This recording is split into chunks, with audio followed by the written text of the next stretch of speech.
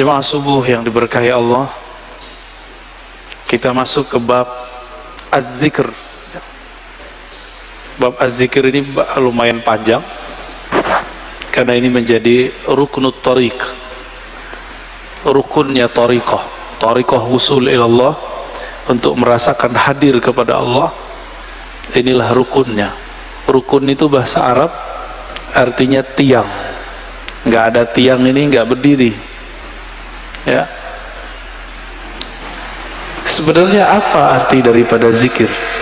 Az-zikru ada beberapa makna, namun di sini beliau memulai daripada faedah zikir. Az-zikru yusmirul maqamat kullaha minal yaqazah ila tauhid.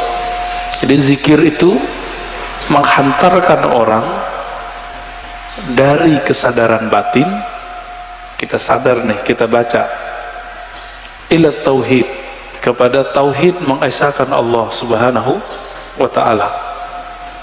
Wa yusmirul ma'arif wal ahwal, bisa membuahkan ma'rifat dan ahwal.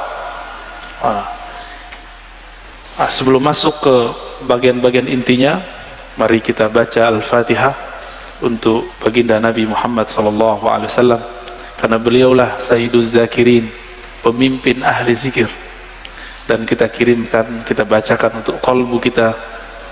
Dan begitu juga pengarang kitab ini, Syekh Abdul Qadir Isa Asy-Syadzili Al-Qadiri. Al-Fatihah. A'udzubillahi minasyaitonir rajim. Iyyaka na'budu wa iyyaka nasta'in. Shiratal ladzina an'amta 'alaihim ghairil maghdubi 'alaihim waladdallin.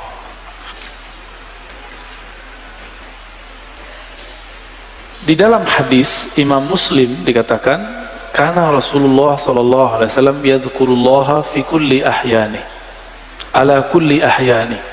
Rasulullah itu selalu zikir setiap hin. Apa arti hin? Hin artinya saat, waktu. Setiap saat, setiap detik, detik per detik, baginda Nabi Muhammad SAW selalu mengingat Allah. Inilah yang diwariskan oleh ulama sufi, karena kita tidak sanggup berzikir setiap nafas, naik turun, maka dibuatlah zikir pagi sore berdasarkan ayat wasabbihuhu bukratan wasila, dan bertasbihlah pagi dan sore. Lalu kemudian dilatihlah qalbu menyebut nama Allah, dimulai dari 100, naik 500, naik 1000, itu latihan. Angka-angka itu cuma latihan, bukan ria. Orang berzikir dengan angka bukan ria, itu cuma latihan. Puncaknya nanti tidak pakai angka lagi. Tapi kapan kita zikir tanpa pakai angka? Kalau sudah menjadi pewaris Rasulullah sallallahu alaihi wasallam. Malaikat-malaikat Allah dari awal dicipta sampai sekarang itu mereka cuma mengamalkan 1 atau 2 zikir. Jadi ada malaikat yang zikirnya cuma subhanallah, ada yang subhanadzil izzati wal jabarut, ada yang zikirnya cuma Allahu akbar, ada yang zikirnya cuma la ilaha illallah. Itu malaikat, dan gak putus. Maka di saat seseorang berzikir sebanyak-banyaknya, di saat itu sisi malaikatnya muncul. Malaikat tidur enggak? Enggak. Malaikat lalai? Enggak. Malaikat makan? Enggak. Makanya orang-orang yang sudah ahli zikir ini, makannya bisa berkurang, tidurnya bisa berkurang, karena dia sudah mirip dengan malaikat. Nah, itu namanya ahwal malakiyah, ahwal malaikat. Tapi ini nggak boleh lama-lama, bisa mati dia. Tubuh ini tubuh insan, tubuh bashar, mesti dikembalikan kepada basyariah. Manusia butuh makan, manusia perlu tidur. Maka Nabi SAW ketika melihat sahabat-sahabat beliau kedapatan ahwal ini, maka beliau mengatakan, ana atqakum, aku yang lebih bertakwa, tapi aku masih tidur, aku masih nikah, masih bekerja. Ya. Jadi kalau ada orang merasakan ahwal seperti ini, itu nggak boleh lama-lama. Dia harus punya guru, mursyid yang akan membimbing dia untuk masuk ke ranah berikutnya. Ya.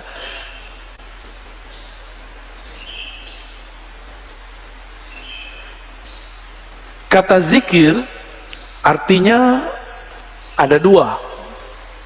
Pertama, zikir berarti benar-benar menyebut Allah, ya.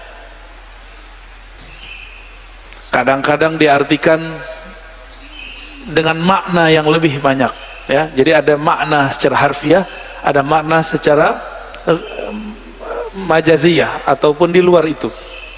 Bisa jadi diartikan zikir itu salat Jumat, Al-Quran, majelis ilmu, tapi itu penjelasan lain. Zahir dari zikrullah menyebut Allah, ya. Dalilnya di sini disebutkan ada sekitar 15, ini baru sebagian. Lebih dari 200 ayat mengenai zikrullah, ya. Kalau lebih dari 200 berarti penting nggak zikir? Lebih penting dari umroh, ya. Tapi kenapa di musim normal orang lebih sering ngajak umroh? Kenapa banyak ustadz umroh tapi sedikit ustadz zikir? Bener. Kenapa banyak orang bermimpi bisa umroh tapi sedikit orang bermimpi bisa zikir yang banyak? Karena kalau zikir doang fulusnya tipis, kata dia. Kalau umroh fulusnya banyak. Siapa bilang, ya? Itu nggak ngerti dia. Dia nggak faham ayat waladzikrullahi akbar. Sungguh menyebut nama Allah itu lebih besar dari semuanya. Orang kalau zikir apa aja jadi besar, ya. Cuma masalahnya nggak yakin kepada Allah Subhanahu wa ta'ala. Dalam surah Al-Baqarah ayat 152 Allah mengatakan fazkuruni azkurkum. Saya sudah pernah syarah di sini. Sebutlah aku, ingatlah aku akan ingat kamu. Duluan mana yang mengingat, Allah atau kita? Allah. Maka ciri-ciri tanda-tanda Allah lagi sebut kita digerakkan oleh Allah menyebut namanya. Itulah hakikat ayat ini. Lalu surah Ali Imran 191, alladzina yazkurunallaha qiyaman wa qu'udan wa ala junubihim. Ulul albab itu disebut orang yang zikir berdiri, duduk ataupun berbaring. Dalam surah Al-Ahzab, ini ayat yang paling dahsyat ini. Ayat ini sering digunakan tidak pada tempatnya untuk membantah orang zikir dengan angka. Ya ayyuhallazina amanu zkurullaha zikran katsira. Wahai orang beriman, sebutlah Allah sebanyak-banyaknya.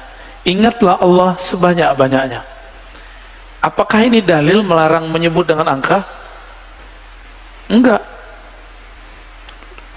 Zikir 1000 itu banyak bukan? Maka dia masuk ke zikran katsira. 10.000 termasuk banyak?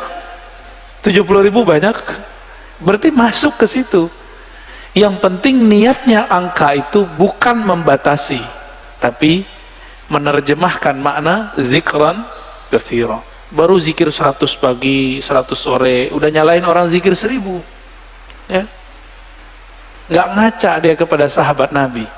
Sahabat Nabi Abu Hurairah zikir 12.000 sebelum tidur.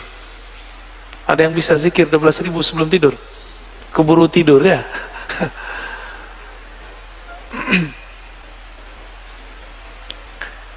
Ada surat Ar-Ra'd ayat 28, ala bidzikrillah tatmainnul qulub. Ketahuilah hanya dengan menyebut Allah kalbu bisa tenang. Jadi antum mau belajar apa aja, itu kalbu nggak akan tenang. Jadi orang kalau hijrah, tidak hijrah zikrullah, nggak akan mendapatkan kedamaian kalbu. Oleh karena itu, bagi saya, berdasarkan ayat-ayat ini kan banyak ayatnya tadi, belajar zikir itu bukan sunnat, tapi wajib, ya. Belajar zikir itu sunnat, salah itu. Belajar zikir itu wajib. Kenapa disebut wajib? Allah mengatakan aqimis salata lidzikri. Dirikan salat untuk mengingatku. Salat wajib enggak? Wajib. Supaya kita dari awal takbir sampai assalamualaikum connect kepada Allah SWT, maka yang dilatihkan apa? Gerakan yang bagus atau zikir yang mantap? Apa yang dilatihkan? Dirikanlah sholat untuk mengingatku. Berarti yang dilatihkan apa? Mengingat Allah yang dilatihkan. Jangan sibuk masalah ini wajah tuh atau enggak pakai ini. Enggak khusyuk antum ntar, malah kusut nanti. Jangan sibuk masalah usoli bid'ah atau tidak bid'ah, enggak khusyuk nanti. Oh ini kan ilmiah. Ilmiah itu bagian akal. Kalau sholat pakai kolbu. Jadi kita nggak ada debat lagi kalau sholat. Antum mulai sholat debat. Wah imamnya jahar nih bismillahnya. Kata mazhab ini ngaji lagi sholat. Ya pengajian dia lagi sholat. Kuliah aja kali ya. Imamnya kunut. Debat lagi di hatinya. Kunut itu menurut imam ini bid'ah. Ngapain? Sholat itu bukan lagi berdebat. Sholat itu menikmati santapan-santapan zikrullah. Ya. Jangankan itu, Muawiyah ibn al-Hakam al-Aslami, ada orang bersin lagi sholat. Dia lagi sholat, dia baca yarhamukallah. Gimana Pak? Boleh nggak? Kita lagi sholat, ada orang bersin, terus kita bilang yarhamukallah. Gimana? Gimana sholatnya? Masalahnya sahabat ini kan nggak semua ngerti fikih. Nabi lagi ngajarin, lagi sholat sahabat bentak dia kayak anak kecil dulu. Maka Nabi ini ngajarin sahabat betul-betul satu persatu. Lagi sholat bentak sahabat, gimana tuh? Apa kata beliau? Selesai sholat Nabi tidak mengata-ngataiku, bi abi wa ummi, demi Allah, demi ayah ibuku, beliaulah guru terbaik, guru paling ideal, gak pernah ngata-ngatain orang. Terus Nabi bersabda, kata beliau, wahai Muawiyah, sholat itu la tasluh, tidaklah cocok kecuali zikrullah dan tasbih. Maksudnya kamu gak usah tanggapin kalau ada orang bersin. Itu cuma nanggepin orang bersin, apalagi nanggepin orang kunut. Buat dalil lagi dalam hatinya ya.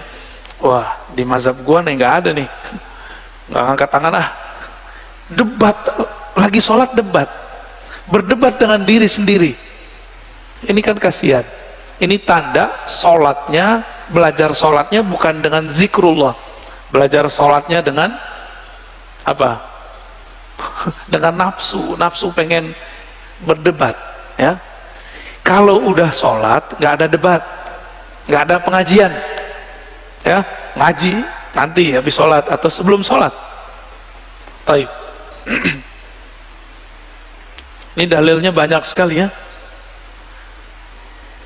Berdasarkan ayat ini semua, Ibnu Abbas radhiyallahu taala anhuma mengatakan, yang dimaksud dengan ayat-ayat tadi, yazkurunallah fi adbaris salawat wa ghuduwan wa ashiyan wa kullama istayqadha min naumih wa kullama ghada aw raha min manzilih dzakarallaha katsira. Yang dimaksud ayat-ayat tadi, zikir pagi sore, orang yang tidak lalai karena bisnis, yaitu mereka yang zikir ba'da sholat, zikir ghuduwan wa ashiyan, pagi dan sore, zikir saat bangun, zikir saat berangkat, zikir saat pulang. Jadi nggak ada waktunya kecuali zikrullah. Qala Mujahid, murid dari Ibnu Abbas, mengatakan, seseorang nggak disebut ahli zikir hatta yazkurallaha qa'iman wa qa'idan wa muttaji'an, sampai dia ingat Allah baik dalam keadaan duduk, berdiri ataupun tidur. Gimana caranya zikir dalam tidur, Pak? Udah ada nyoba belum? Ini aneh nih minum. Gimana cara zikir kalau lagi minum? Bismillah, itu zikir sebelum minum. Bismillah. Itu zikir sebelum minum. Lagi minum, zikirnya apa? Pusing kan? Nah, ini yang mau kita bahas nanti. Kita lagi makan, bisa nyebut nggak? Kan nggak bisa. Apa dong zikirnya? Zikirnya ada dua. Pertama, sebut di kolbu. Yang lebih tinggi, memandang air ini dari Allah, memandang segarnya dari Allah, kenyang dari Allah. Itu zikir lagi makan. Gimana? Udah zikir lagi makan belum? Belum ya? Masih mandang nasi yang mengenyangkan, masih memandang air yang menyegarkan. Berarti kita belum berzikir saat makan dan minum. Sederhana? Rumah makan sederhana.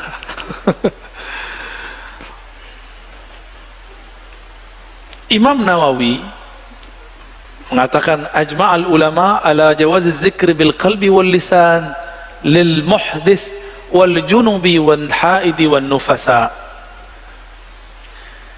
Ulama sepakat bahwa zikir itu dibolehkan dengan kolbu dan lisan, baik bagi yang berhadas, yang junub, yang haid, ataupun nifas. Kenapa? Ini kan zikir, sebenarnya zikir itu golnya di kolbu. Kolbu tidak pernah haid, kolbu tidak pernah junub. Junubnya kolbu adalah lalai mengingat Allah subhanahu wa ta'ala. Bener, sering junub gak antum?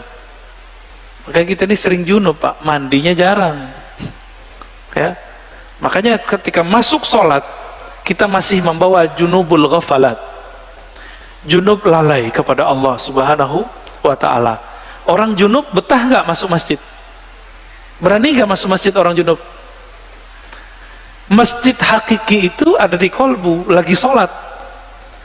Antum lagi mau sholat tapi tidak keluar dari junub lalai, gimana mau menikmati zikrullah? Ya, nggak bisa masuk.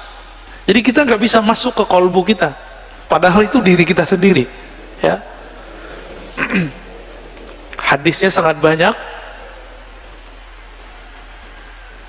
Ini ada hadis yang paling kenceng ya, paling dahsyat ini.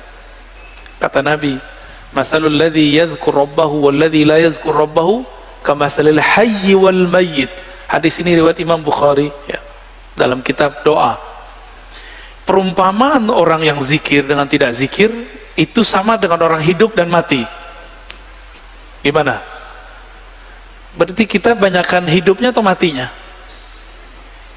Jadi kalau hidung kita ini dibukakan rasa penciumannya oleh Allah subhanahu wa ta'ala, indera penciuman batinnya oleh Allah, kita akan mencium orang yang tidak zikir itu bau bangkai.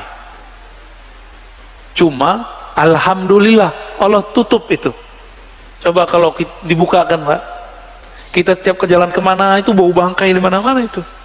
Maka kita bersyukur kepada Allah, Allah tidak bukakan kasyaf yang banyak. Karena kalau kebanyakan kasyaf bisa pusing sendiri kita nanti. Maka ada beberapa wali gak berani mereka ke masjid, karena kalau ke masjid dia lihat muka orang macam-macam. Ada yang ria, ada yang muka monyet, ada yang muka kambing, ada yang muka babi ya. Maka Imam Ghazali buat fatwa khusus untuk orang ini ya. Dibolehkan oleh Imam Ghazali bagi orang ini tidak sholat di masjid sementara sampai ahwal itu hilang.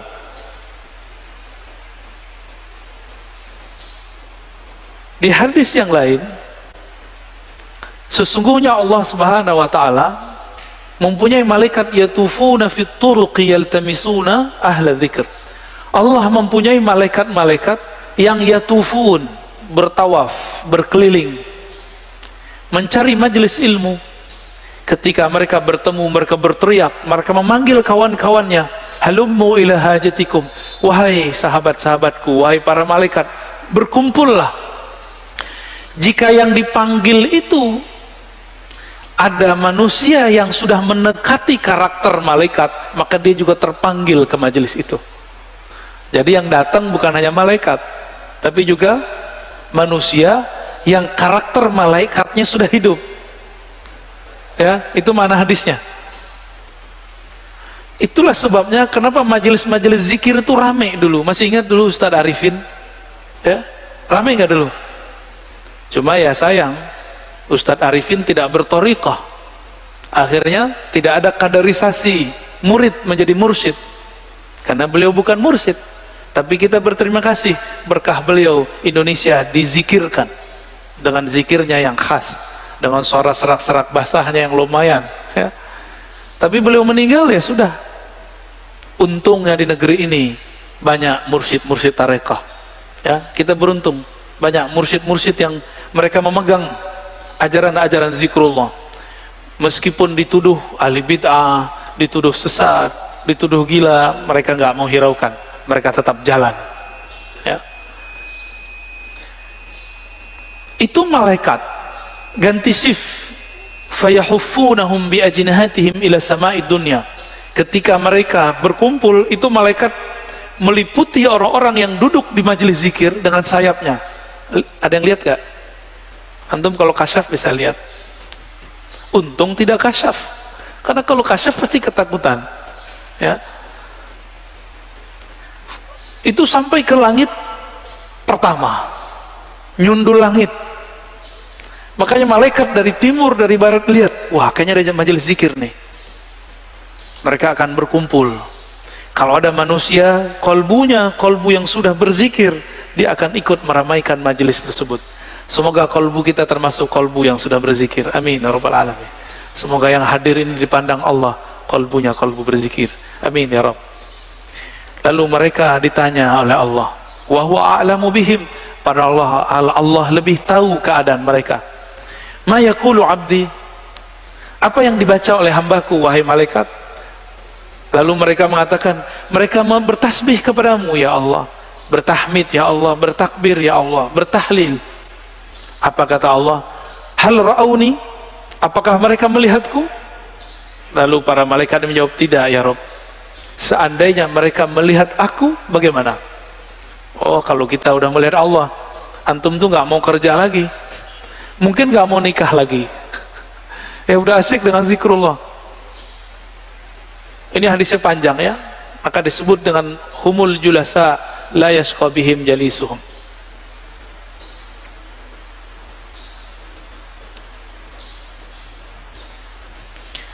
Di hadis Imam Tabarani, Abu Darda mengabarkan perihal hari akhir. Rasulullah SAW bersabda, nanti di hari kiamat Allah akan bangkitkan beberapa kelompok manusia, wajahnya bercahaya, fi wujuhim nur. Lalu ditaruh mereka di atas minbar-minbar yang terbuat dari lu'lu', yaghbituhumun nas laisu bi anbiya wala syuhada. Mereka bukanlah nabi, mereka bukanlah syuhada. Faja a'rabiyun ala raqbatai faqala ya Rasulullah hilhum lana na'rifhum. Lalu datang Arab Badui berani najah, wahai Rasulullah, siapakah mereka? Ceritakan kepada kami. Dijawab oleh Nabi, mereka itu dua karakternya. Satu, al-mutahabbuna fillah, mereka saling mencintai dalam rahmat Allah.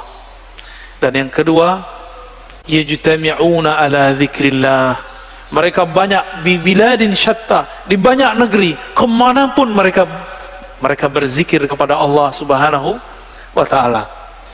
Ini orang-orang begini nih, nanti Nabi aja bingung, wah kok ada makhluk begini ya, bercahaya.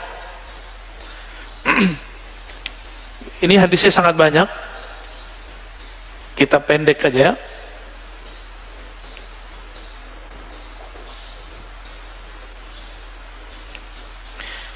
Ini kalau antum zikir kumpul ya, jadi dalil zikir berjamaah itu banyak. Nggak usah dihiraukan orang yang bilang itu bid'ah, dia nggak ngerti hadis, katanya ikut sunnah tapi nggak baca sunnah, karena memang sunnah yang diikuti cuma beberapa doang, cuma hadis kullu bid'atin dolalah, ya, penjelasannya dia nggak belajar.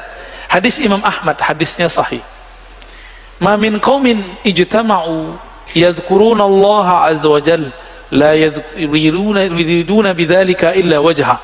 Nah, ini coba lihat lafaznya, ma min qaumin ijtama'u, tidaklah sekelompok kaum berkumpul berjamaah. Berarti ini zikir jamaah bukan? Ya, yazkuruna Allah, mereka pakai lafaz jamaah, mereka mengingat Allah subhanahu wa ta'ala, tidak menginginkan kecuali ridhonya. Illa nadahum munadin minas sama, kecuali ada yang berseru dari langit, kumu maghfuran lakum, Ketika selesai berzikir, apa kata mereka? Ya sudah, kalian berdirilah, selesaikanlah, Allah mengampuni kalian. Qad buddilat sayyi'atukum hasanat. Sekarang semua keburukan kalian diganti dengan kebaikan-kebaikan. Cuma kan nggak dengar Pak ya. Jadi antum di sini ngorok itu dapat pahala Pak. Itu dapat zikrullah itu ya. Apalagi bangun. Tapi jangan tidur Pak ya. Ntar Anda bilang begitu malah tidur lagi.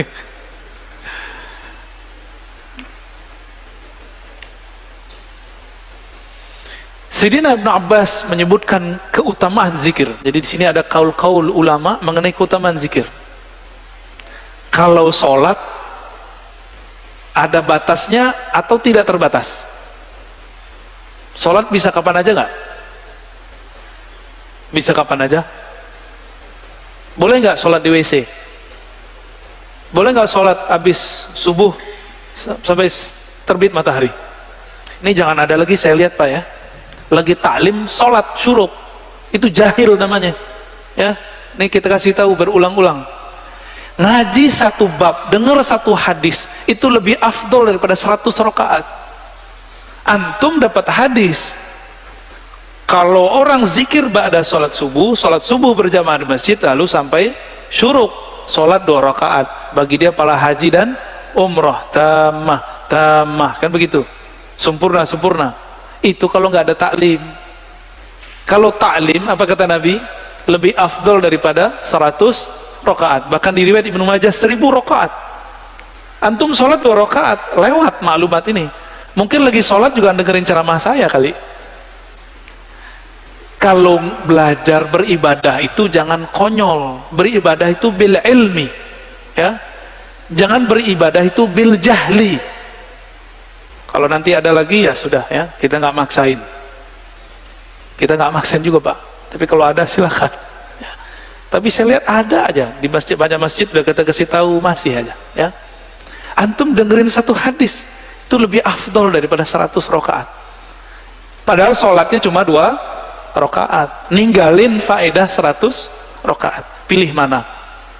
Kalau hitung-hitung duit mana yang lebih untung? Ya ngaji. Sholat juga belum tentu khusyuk ya, kusut udah pasti.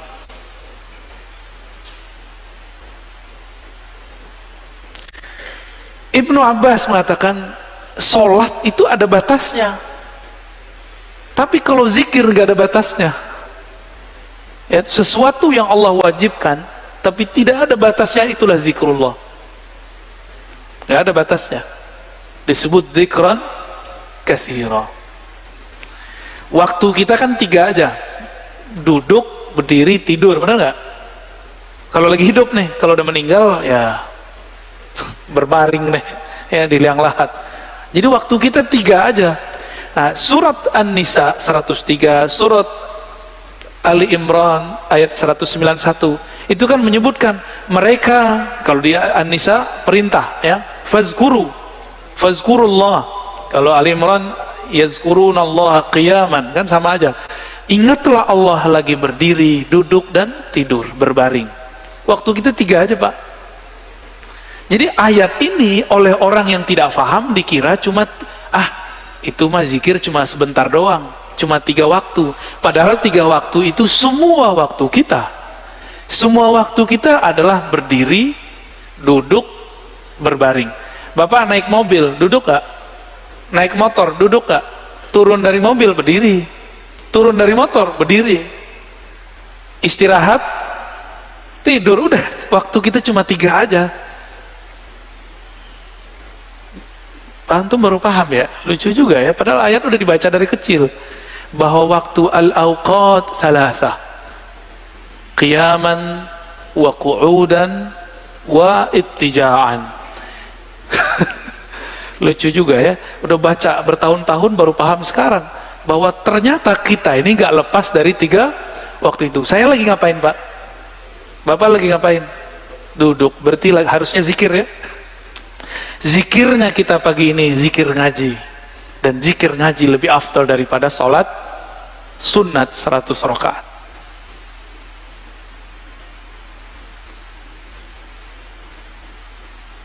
Ibnu Athaillah As-Sakandari mengatakan zikir itu usaha melepaskan kolbu dari ghaflah. Apa arti ghaflah? Lalai. Gimana caranya?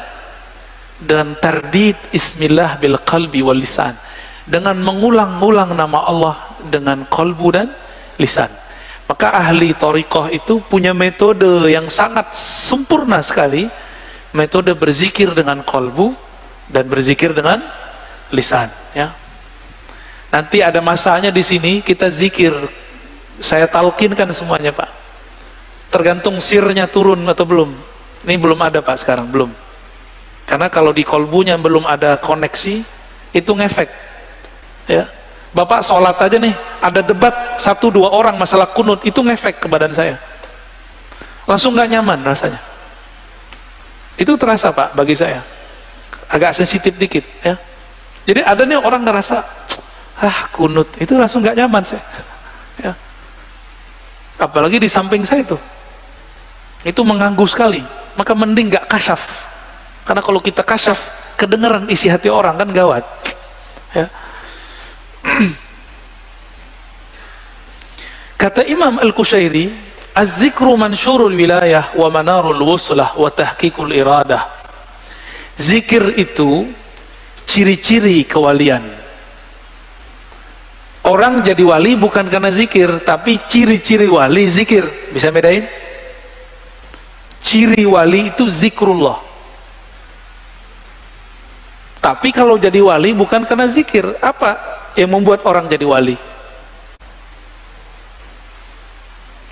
Wali itu artinya kekasih. Kekasih itu pasti kenal.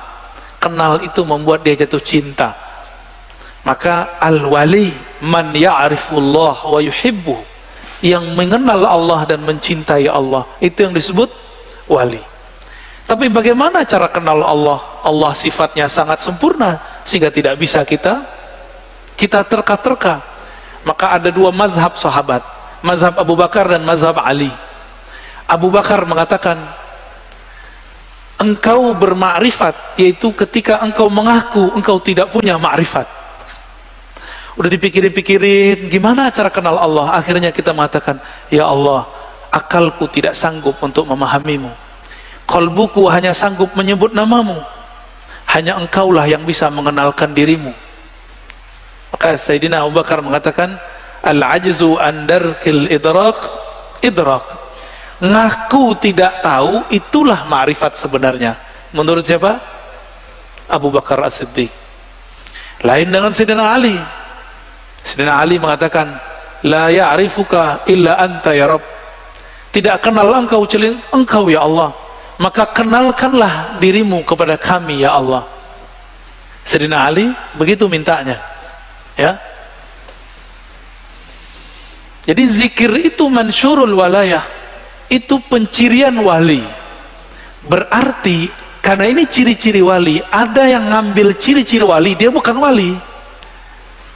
Ada yang ngambil zikir tapi dia bukan wali Allah. Ini hati-hati, hati-hati, ya. Dia bukan wali Allah, tapi dia memakai jaketnya wali, yaitu zikrullah. Untuk apa? Nanti untuk kesaktian, untuk pelet, pelaris, bermahar, itu mahal, itu maharnya, ya. Orang-orang begini itu pakai wajah wali tapi dia bukan wali. Bisa bedain? Tapi orang mengira dia wali, ya. Orang akan mengira dia kekasih Allah, padahal dia sedang menipu Allah. Yukhadi'un Allah, ya. Mereka sedang menipu Allah. Hati-hati sama orang-orang begini, ya. Oleh karena itu zikir itu bagi kita mesti bersanad dan berijazah supaya aman. Kalau nggak bersanad, nggak berijazah, bisa ketukar. Kita kira dia wali padahal dia bukan wali.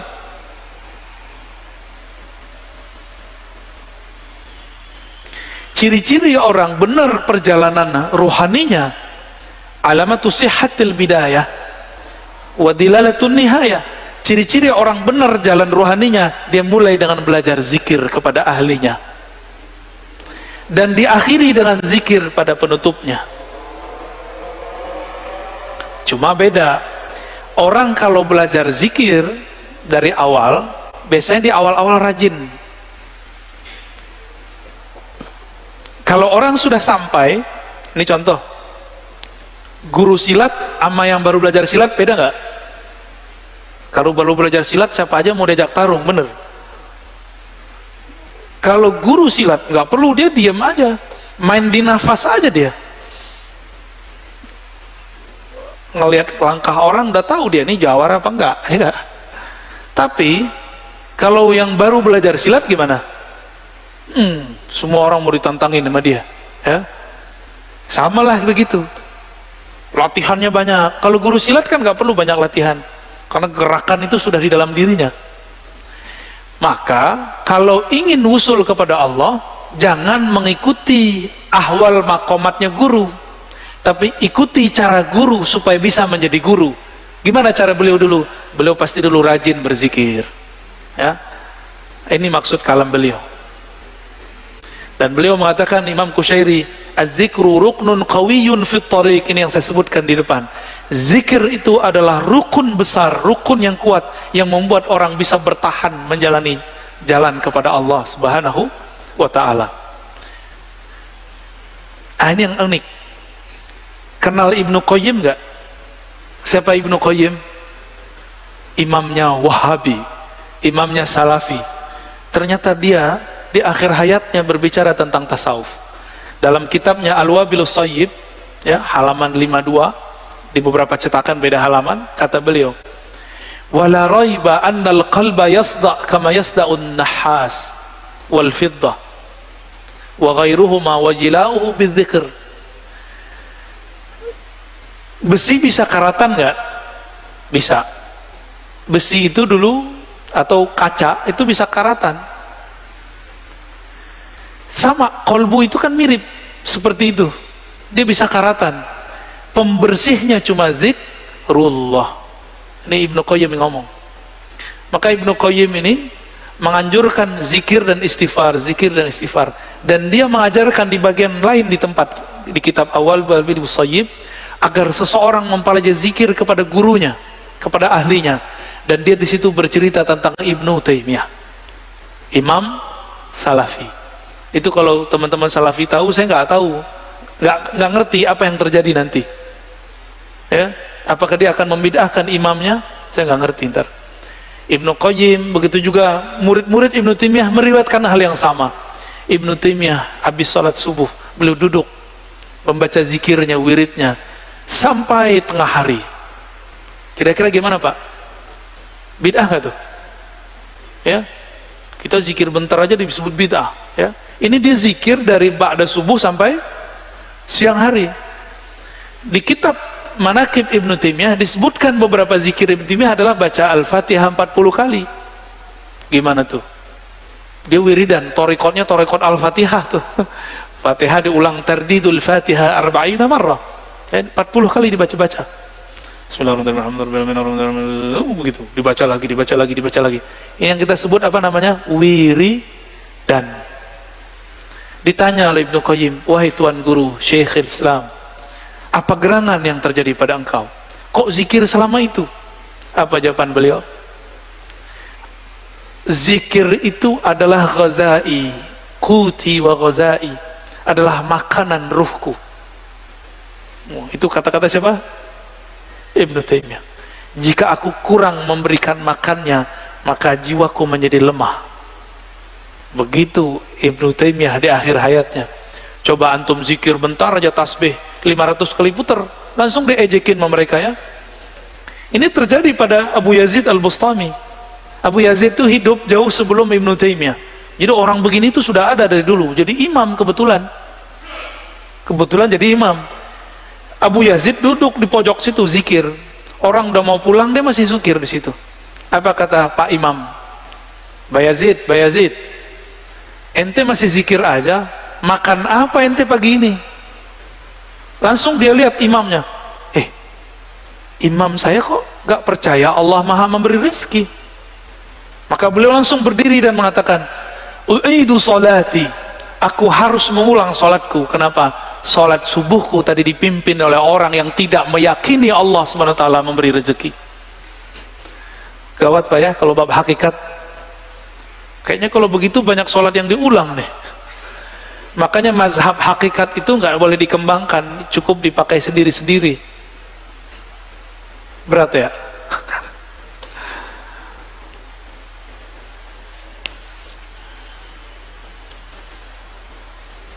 Jadi mau murid, mau guru, mau mursyid, mau salik, dia harus punya zikir. Cuma kalau murid, zikirnya kayaknya ngoyo, tahu ngoyo ya? Kayaknya berusaha gitu ya. Dan harus begitu, ngos-ngosan seperti kita baru latihan lari, kita ngos-ngosan. Tapi kalau orang sudah biasa lari gimana? Biasa aja, dia santai aja. Makanya mursyid itu zikirnya santai karena sudah di nafasnya. Kalau kita zikirnya baru di lidah, makanya agak belepotan ya. Zikirnya masuk ngitung. Kalau mereka zikirnya bukan lagi menghitung, tapi mereka dihitung oleh Allah Subhanahu wa ta'ala. Kalau tadi waktu 3, berdiri, duduk. Kalau sudah masuk ke makom zakirin, waktu itu disebut hin. Apa arti hin? Saat, detik per detik. Maka bagi ahli zikir, satu nafas naik, satu nafas turun, itulah disebut hin. Itu yang disebut sa'ah, waktu. Allah menyebut dirinya sang waktu, ad-dahr. Maka jika kita ingat Allah dalam nafas, kita sedang terhubung kepada sang waktu. Itulah zikir paling cepat menuju Allah Subhanahu wa ta'ala. Zikir dengan nafas ya. Udah jam 6 Tat? Udah dulu deh. Pekan depan, bukan pekan depan, bulan depan insya Allah kalau umur panjang, kita lanjut zikir sir, zikir jahar ya. Zikir ngitung nggak ngitung, zikir pakai tasbih nggak pakai tasbih, bid'ah atau tidak bid'ah, nanti kita bahas ya insya Allah bulan depan insya Allah.